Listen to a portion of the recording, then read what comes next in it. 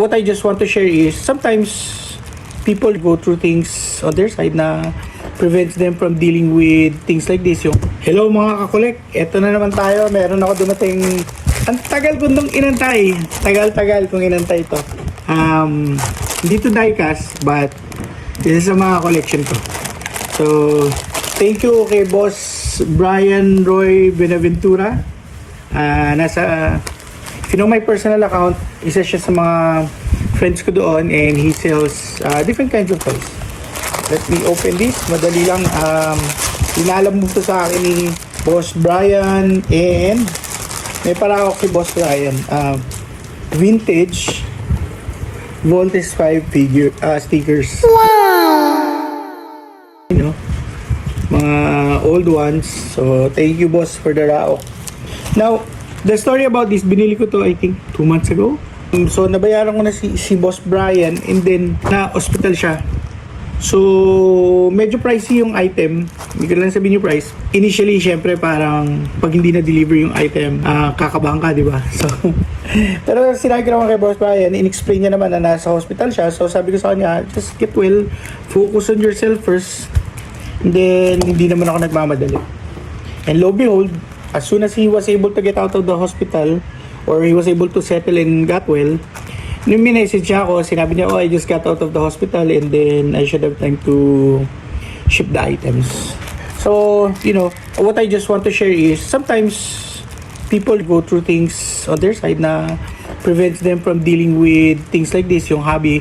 Which always, hobby naman kasi parang you should always prioritize your family, your health, diba, and your well-being before yung hobby. So, and that's what I told him, na focus on your health, get well.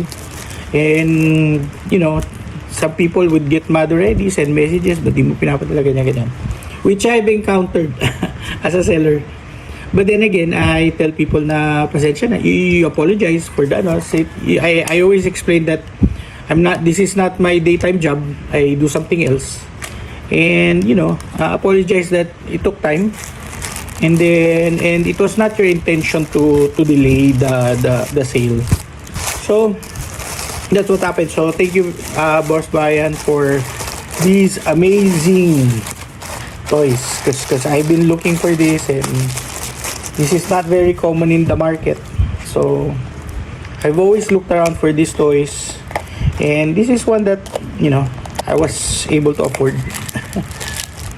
Hindi po sabon ang binili ko, guys. Actually, nateteb din ako kasi dahil ko yung mga boxes ng sabon, di ba? Eh kung, if you're just buying one car, this should be good enough already. So, all the wait, the long wait, ito po ang binili ko. These are, I think, micro machines. I've never seen them on sale before. And kung mahilig ka mag-diorama, and ito yung favorite character mo sa Star Wars, pag nahanap ko rin yung yung mga this is a Gamorrean guard from Star Wars, and it comes with a little Gamorrean person inside. It comes with a small Gamorrean guard, and then nakita niyo yung parang yun yung monster sa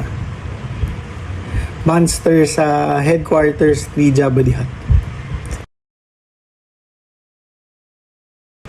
See, that's the monster in Jabba the Hutt's headquarters.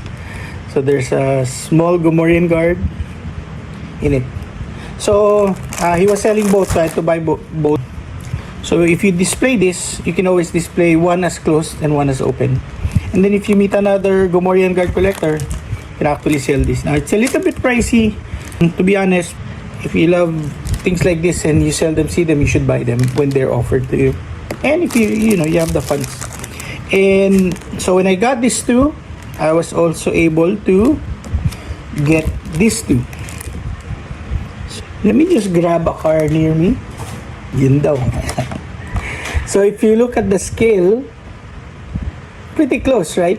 So if you're doing diorama and you want, again, as you know, I did buy the launch edition Star Wars, where I am comparing one of my videos. I'm comparing the toys, the small people with Hot Wheels. So assuming our world merges with the multiverse of Star Wars, then so you can actually have a diorama with real cars and Star Wars figures.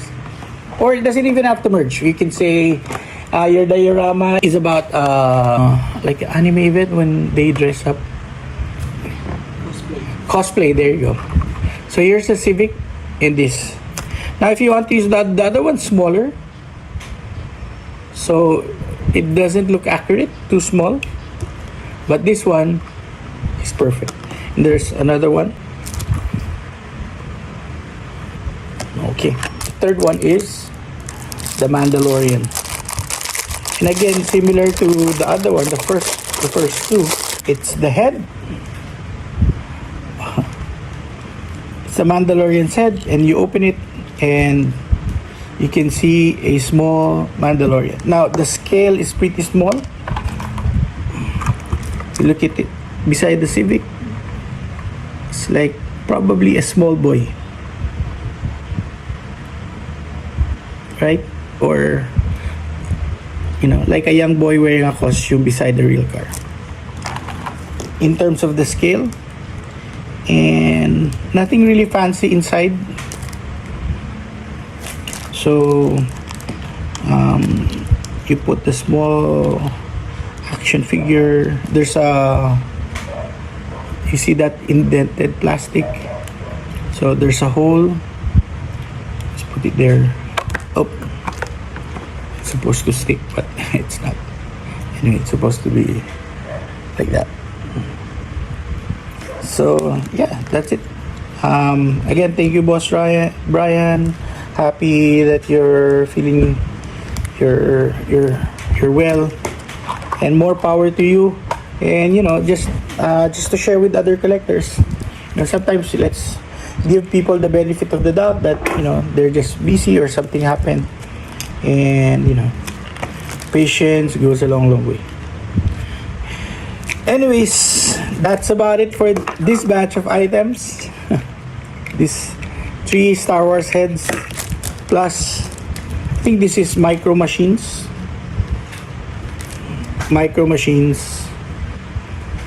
Gomorian Guard, which is my favorite Star Wars character, plus Raok.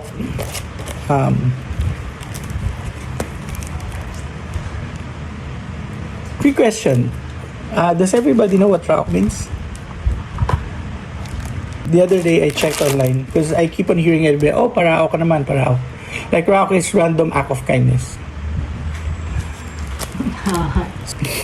Anyway, thank you for this, Raok, Boss Brian. Get well soon, and I'll check out some of your other items for sale. Thank you, guys. See you in the next video.